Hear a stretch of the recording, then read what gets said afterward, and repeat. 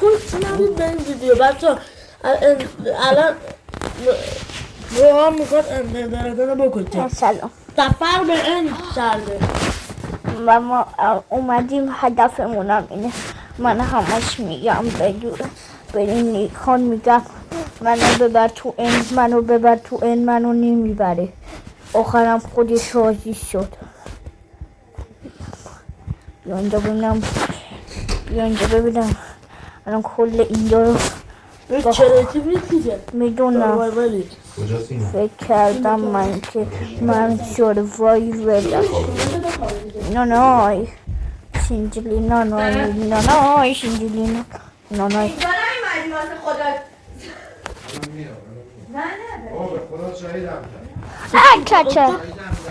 چه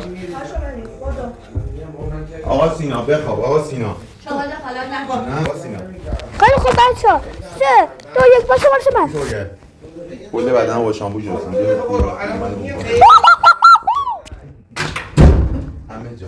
خیلی ببین من اینجا اومدم میخوام برای اندر دراگون چونم نباشه چلا. خب بچه ما اینجا اومدیم با کلی تینتی های خفن و عجیب‌الغریب و ماچایی. خیلی خوب بچه اول ما چامل مینداریم، بعد این میاد یه دونه اویتا.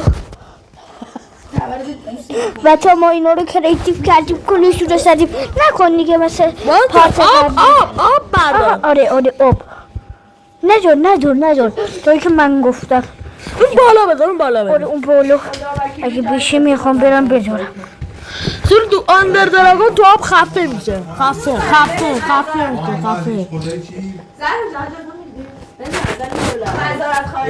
این خاکیه. نه این خاکی به خدا. خیلی خوب بچگانه خیلی خوشگله. خوششمه. ما بریم بالا. برو داداش برو. شما خیلی مصطفی برو. عبدالله خفش کن. کانجا من به خود هموسینه چیزی ببین خدا ایشالله ازت نگذاره. من که به قرآن حواست یه دونه ناخونمو نایس. بعد اندر دراگون رو نگاه چقدرشو زدم. اندر دراگون رو نصف جونشو کلن زدم. آب خوش جد اومد آب خوش جد. نه تو اندر دراگون قشنگ وایسا قشنگ من اینجا منظر TNT بارون میکنم. هیچ کس هم نمیتونه من گیر بده. وایسا این سخنه کی ببره؟ نصف دو که نبیدینا مخورده ما دادیم بردن بنده خدا. جدی نه پستم برو پسته نداره.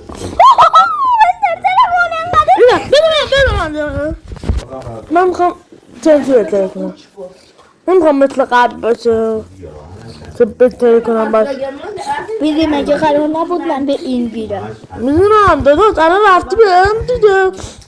بیدیم من باید برم به این، تو نباید بری به این. چرا؟ کی گفته؟ دیگه دیدم من همون اومدم. من شفر کردم. آفرین بری بیزار. برو